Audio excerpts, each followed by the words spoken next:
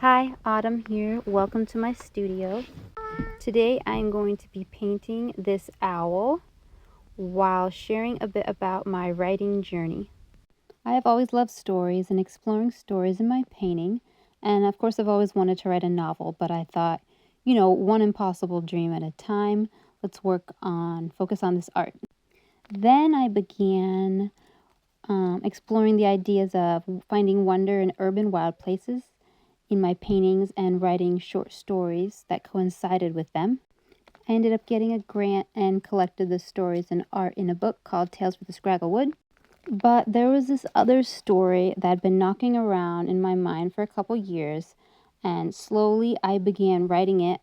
And as I did, I realized it was much longer than a short story and completely different focus from the other subject matter. It focuses on a girl from a village of monster hunters and her journey uncovering secrets, which I won't get into, but 3 years later I finished the manuscript and I'm waiting on a bit of feedback, but I've decided I'm going to try to get an agent and submit it to publishing.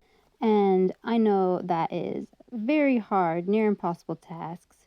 Barely any books get picked up. But I'm no stranger to rejection. As an artist, I've got tons of rejection, tons of non-answers. So I'm going to go ahead and give it a try. And I wanted to kind of share that process with you alongside my paintings and a bit more about the story.